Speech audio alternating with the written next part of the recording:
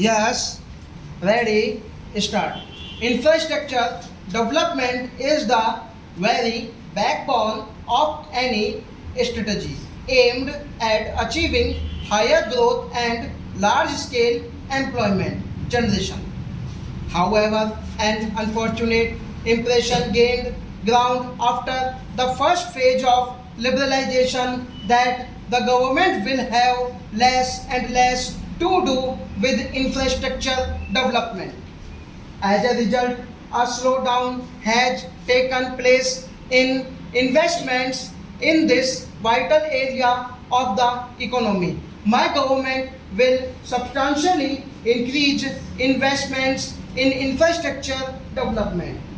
Simultaneously, private sector investments will receive far greater policy and implementation support.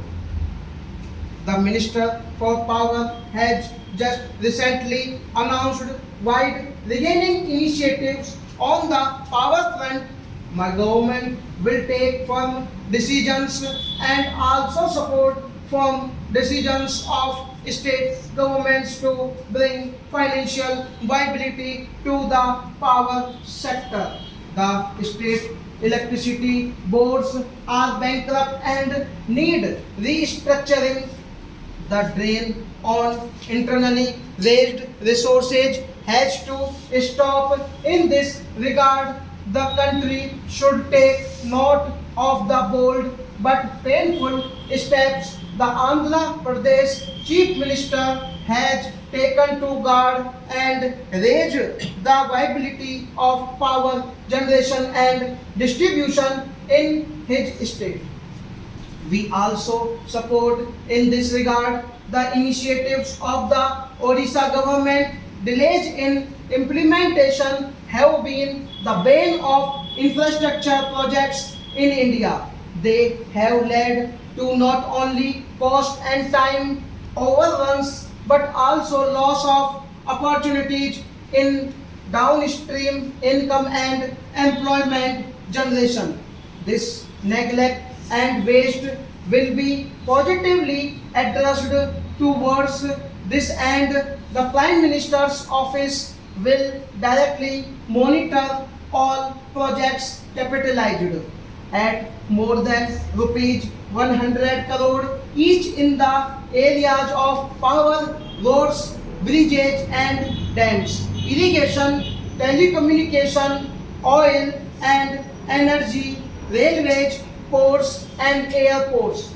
My office will seek a monthly progress report on all such projects and ensure that they are completed and commissioned on due dates. Agriculture is the very heart of our economy and culture.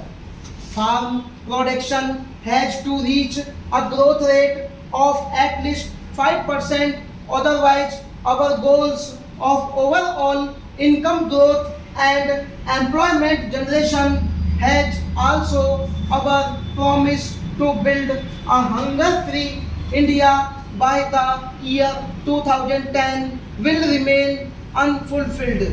Food security on a long-term basis is our urgent and immediate concern.